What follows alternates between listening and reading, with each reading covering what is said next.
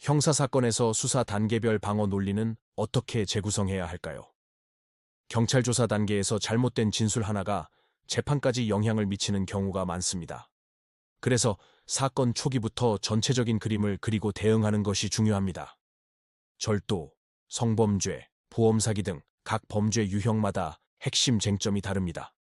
이 쟁점을 정확히 분석하고 기소 가능성, 양형 변수, 심지어 추가 수사 가능성까지 예측해 여러 시나리오를 준비해야 합니다. 이 과정에서 중요한 건 변호사가 어떤 기준으로 판단하느냐입니다.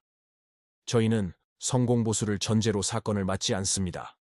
이는 사건 결과를 거래 대상으로 삼지 않고 오직 의뢰인을 위한 최선의 방어에만 집중하기 위한 구조입니다. 수사 초기부터 재판까지 변호사가 독립적이고 책임감 있게 대응할 수 있는 기반이 되죠. 상담 단계에서부터 변호사가 직접 소통하며 모든 과정을 책임지고 형식적인 착수금만 받고 사건을 방치하는 일 없이 내일 바로 진행한다는 기준으로 모든 사건을 준비합니다.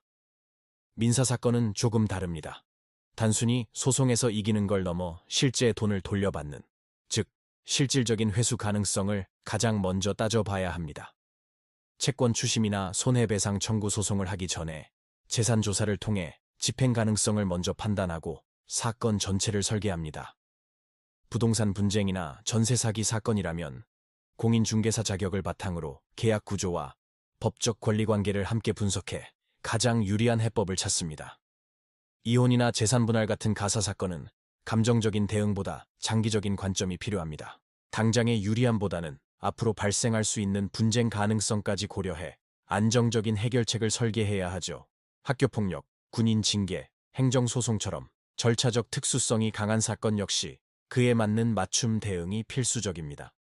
특히 출입국 비자 문제와 형사사건이 얽힌 경우처럼 여러 절차가 복잡하게 얽힌 사건일수록 종합적인 시각이 중요합니다. 형사, 민사, 행정 절차를 따로 떼어놓고 보면 제대로 된 해결이 어렵습니다.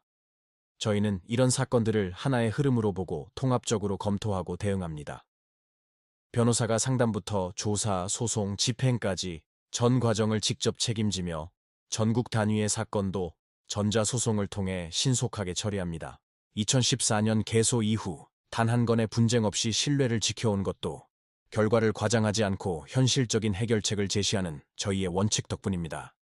이처럼 사건 초기부터 모든 가능성을 열어두고 각 분야의 전문성을 통합하여 책임감 있게 대응하는 것.